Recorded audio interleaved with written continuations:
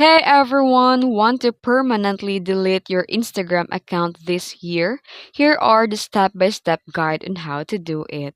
First, open the Instagram account on your phone and log in. Then here go to your profile and tap the three lines menu at the top right. And tap the settings and privacy. Then here scroll down and select account center. Then here inside the account center, tap personal details and click account ownership and control. Then here, tap deactivation or deletion. Then choose your Instagram account. Select delete account and tap continue.